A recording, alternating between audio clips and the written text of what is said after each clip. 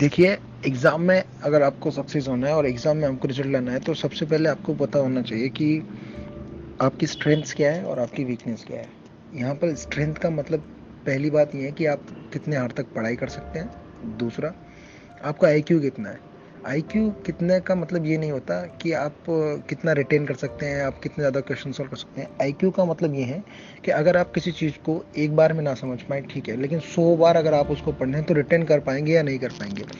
तो यहाँ पे आपको ध्यान देना है रिवीजन पर। किसी ने ये बहुत बड़ी बात जो कही है कि पढ़ने वाला फेल हो जाता है पर रिवीजन करने वाला फेल नहीं होता। मैक्सिमम स्टूडेंट्स, यहाँ तक कि मुझसे भी और जितने भी बहुत सारे लोग हैं, उन लोगों से एक गलती हो रही है। वो लोग पढ़ते हैं, बहुत सारा कंटेंट को वो रीड करते हैं, बट उस कंटेंट का बेटर वे में रिवीजन नहीं कर पाते। आपको बेटर वे में उन कंटेंट्स का रिवीजन करना होगा। दूसरी बात, जो सबसे ज़्यादा स्टूडेंट्स गलती कर रहे हैं, वो थ्योरी को पढ़ते हैं, थ्योरी का बेटर रिवीजन करते हैं, डाटाज का रिवीजन करते हैं, लेकिन वो लोग एक मिस्टेक कर जाते हैं। और वो मिस्टेक ये है कि हमें अंडरस्टैंडिंग होनी चाहिए क्वेश्चंस की, कि यार क्वेश्चंस ये आते हैं, 4 ऑप्शंस ये आते हैं, ऑप्शंस में ये सिमिलरिटी होती है और ऑप्शंस की सिमिलरिटी में से किसी एक ऐसे ऑप्शन को चूज करना होता है जो कि करेक्ट है। करेक्ट ऑप्शन के लिए हमारे पास नॉलेज होनी चाहिए। कई बार हम सोचते हैं कि यार जो क्वेश्चंस आएंगे रेशनल वाले, वो हम हमारे दिमाग से कर देंगे या हम अपने एक्सपीरियंस से कर देंगे या फिर सिचुएशनल होंगे। वहाँ जो हमारे पास सिचुएशन होगी उसके बेसिस पे हम उन ऑप्शन में से कोई सेलेक्ट कर लेंगे, but this is wrong.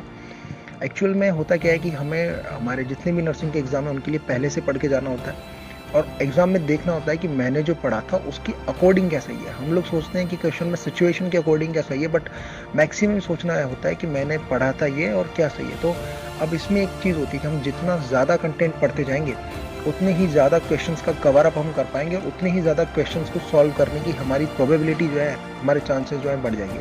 Example, मैं अगर एक पेपर में 100 टॉपिक्स पढ़ करके जाता हूँ तो ये मेरे पास चांसेस है कि मैं 100 टॉपिक्स से आने वाले क्वेश्चंस को ईजी वे के अंदर अंडरस्टैंड कर सकता हूँ। तो पहली चीज़, ज़्यादा पढ़ना है, ज़्यादा सिलेबस कवर करना है, पूरा सिलेबस कवर करना है और अंडरस्टैंडिंग के साथ उसको पढ़ना है। मेन इंपॉर्टेंट बात जो इन्हीं बातों में सबसे ज़्यादा ध्यान रखनी है वो ये है कि हमें पता होना चाहिए कि इस टॉपिक से क्या क्या क्वेश्चंस आते हैं और इन टॉपिक्स के क्वेश्चंस में क्या क्या कन्फ्यूजन्स होते हैं और क्या क्या डिफ़िकल्टीज आती है। तो हम लोगों को एग्जाम्पल में बोलो, कार्डियोवास्कुलर सिस्टम से अगर मायोकार्डियल इन्फार्क्शन है तो आपको डायरेक्टली पता होना चाहिए कि ऐसे 20-30 ऐसे क्वेश्चन जो कॉमनली है और हर एग्जाम में पूछे जाते हैं या फिर रिपीटेडली किसी न किसी एग्जाम में पूछे ही जाते हैं। तो नर्सिंग के एग्जाम्स में अभी भी 60% सिलेबस जो है वो ऐसा ही है जो कॉपी किया जाता है और रिवीजन होकर के आता है। तो 60% क्वेश्चन को अगर हमें करेक्ट वे में करना है तो हम लोगों के पास रिवीजन की बेटर स्ट्रेटेजी होनी चाहिए। हम लोगों को जिस तरीके से हम थ्योरी को बार बार पढ़ते हैं और थ्योरी के अंदर हम लोग जो है चीज़ों को रिवीजन करते हैं कि यार ये लाइन को हम 5 बार पढ़ रहे हैं, उस लाइन को हम याद कर रहे हैं। हमें क्या करना होगा, क्वेश्चंस को देखना होगा, क्वेश्चंस को पढ़ना होगा, बोल बोल करके क्वेश्चंस को रटना होगा कि ये ऑप्शन है और ये सही जाएगा। और मैक्सिमम क्या होता है, जब हम गाइड में क्वेश्चन सोल्व कर रहे होते हैं और हम ये सोचते हैं कि यार मैं क्वेश्चन का रिवीजन करूँ, तो 1 या 2 बार में हमें क्वेश्चन समझ में आ जाता है और हमें लगता है कि क्वेश्चन हमें आ गया और एग्जाम में हम जब ऐसे करेंगे तो सही करके आएंगे।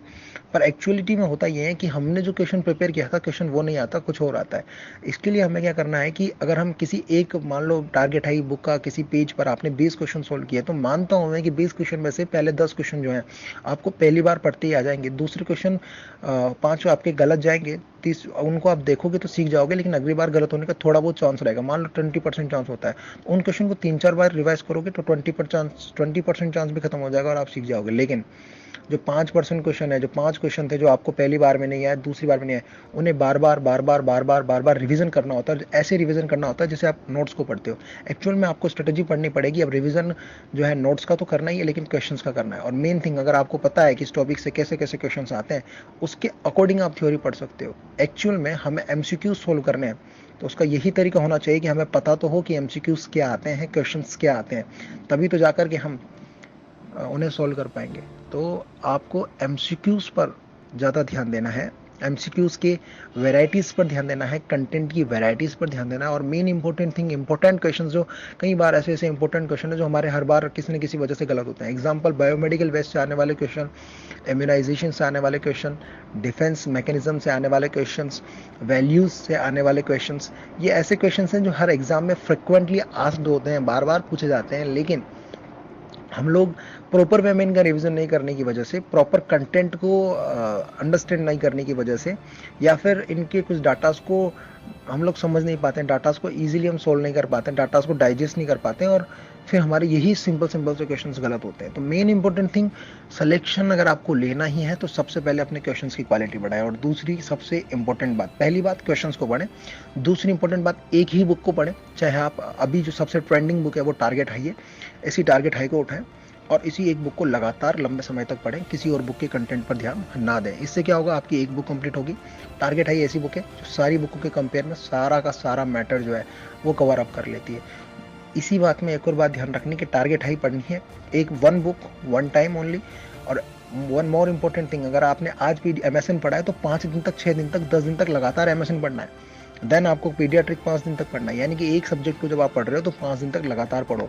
ऐसा तब तक करना होता है जब तक कि सिलेबस कंप्लीट ना हो जाए। जब आपने 2 या 3 बार इस मेथड से सिलेबस कंप्लीट कर लिया, उसके बाद आप हर दिन 5 सब्जेक्ट पढ़ सकते हो, हर दिन 5 सब्जेक्ट के क्वेश्चन सॉल्व कर सकते हो। तो ये एक तरीका है पढ़ाई करने का। और सबसे इंपॉर्टेंट थिंग, आप जब भी रोज है कम से कम 200 या 300 क्वेश्चन तो दोस्तों आपको करने ही पड़ेंगे। जब तक आप ये 200 या 300 क्वेश्चंस नहीं करेंगे तब तक आपको अपनी कैपेबिलिटी का आपको अंदाजा नहीं होगा। तो आपको पहले थ्योरी कंप्लीट करनी है, थ्योरी के बेसिक्स देखने हैं, डेफिनेशंस देखनी है, वैल्यूज देखनी है, बस इतना ही थ्योरी का रोल है। सेकंड रोल आता है क्वेश्चंस का, कि क्वेश्चंस क्या क्या आते हैं। क्वेश्चंस को पढ़िए, क्वेश्चंस को थ्योरी में, क्वेश्चंस को पहले पढ़िए फिर उन्हें थ्योरी में ढूंढिए। तो एक चीज आपको ये करनी है। थर्ड इंपॉर्टेंट थिंग, आपको रिवीजन पर बेटर ध्यान देना। Revision revision revision revision revision revision, जितना अच्छा से हो सकता है रिवीजन कीजिए। चौथा, कंटेंट का क्राइटेरिया बढ़ाइए, ज्यादा से ज्यादा कंटेंट आपको पढ़ना है और कंटेंट रिलेवेंट होना चाहिए कि यार अभी एग्जाम में ये पूछा जा रहा है, इसे पढ़ लिया। Main important thing, common things जिनमें हमें गलतियां होती है उनको एक्यूरेसी के साथ जो है लिख लिख करके क्वेश्चन बना बना करके सोल्व करना है। और कॉमन क्वेश्चंस के ऊपर जितने क्वेश्चंस आप इकट्ठा कर सकते हैं, कॉमन टॉपिक्स पर जितने क्वेश्चंस इकट्ठा हो सकते हैं उन क्वेश्चंस को इकट्ठा करने। एग्जांपल, डिफेंस मैकेनिज्म पर 10 तरह के क्वेश्चन आ रहे हैं तो 10 तरह के क्वेश्चन विद एग्जांपल आपको लिख करके तैयार रखने। और भी कोई दिक्कत आती है आपको तो वन लाइनर्स आप बना सकते हो। कोई क्वेश्चन हार्ड लगता है, कॉम्प्लिकेटेड लगता है तो उसको आप एक लाइन में लिख सकते हो, रेड पेन से लिख सकते हो, ग्रीन पेन से लिख सकते हो, और इस तरीके से आप किसी भी क्वेश्चन को रिवाइज कर सकते हो। ये एक इंपॉर्टेंट तरीका है। तो सारी बातों को अगर मैं समराइज करूं, सिलेबस कंप्लीट होना चाहिए, एक ही गाइड से कंप्लीट होना चाहिए, एक टाइम पर एक ही गाइड को पढ़ना है, रिवीजन प्रॉपर करना है, वन लाइनर्स बनाने हैं। इसके बाद भी अगर आपको कोई भी समस्या आती है तो एक बार आप मुझे मैसेज करें और बताएं कि इन बातों के अलावा भी आप कुछ जानना चाहते हैं या इनके अलावा भी आपकी कोई दिक्कत है। और मेन इंपॉर्टेंट थिंग, सिलेक्शन लेने का कोई जादुई तरीका नहीं होता है, तरीके सभी के कॉमन है। जितने भी स्टूडेंट सेलेक्टेड होते हैं, जनरल कैटेगरी के कंटेंट्स की मैं पहले बात करूंगा, बिकॉज वो लोग किसी कैटेगरी, जनरल कैटेगरी का मतलब किसी कैटेगरी से बिलोंग नहीं करते, दे आर टॉपर्स। ठीक है, ऑल जनरल कैटेगरी के अंदर जितने भी लोग हैं दे आर टॉपर्स। तो अगर उन टॉपर्स का अंडरस्टैंडिंग हम देखें, उन टॉपर्स को हम लोग देखें, because they are not specific persons, they are general persons, they are selected on first top all top ranks. If mean 300 general candidate are selected, there are top 300 in all post. तो जो general candidate से अगर हम लोग पूछेंगे तो वो सभी यही बताते हैं कि मेहनत करना होता है। मेहनत करने का मतलब यही है, पढ़ना होता है, रिवाइज करना होता है, एक चीज़ एक बार में याद ना हो तो 10 बार में याद करना होता है, 20 बार में याद करना होता है, अलग अलग तरीके से समझ के याद करना होता है। मेन इंपॉर्टेंट थिंग, किसी काम में अगर आप एक तरीके से सफल नहीं हो रहे हैं तो फिर उस काम में सफल होने के लिए तरीका बदलना पड़ता है। और तरीके बदलने के लिए आपको औरों के तरीके भी मालूम होना चाहिए कि जो लोग सफल हुए हैं वो किन तरीके से हुए हैं। क्योंकि ये बात में बिल्कुल सत्यता दम है कि अगर आप दूसरों को फॉलो करेंगे तब भी आपके चांस, सफल होने के चांसेस बढ़ जाते हैं। लेकिन डिपेंड ये करता है कि आप फॉलो किसे कर रहे हैं। तो सक्सेसफुल लोगों को फॉलो करना है, फॉलो करें या फिर ऐसा समझें कि उनसे कुछ सीखें। फॉलो करने से ज़्यादा बड़ी बात है उनसे कुछ सीखें। तो मेरी यही सारी बातें हैं। इस ऑडियो को आप एक बार सुने, 2 बार सुने, 3 बार सुने। कुछ पॉइंट्स इसके अगर आपको अच्छे लगे तो लिख लें। ठीक है, थैंक यू, आपने इतनी बड़ी मेरी बात को सुना।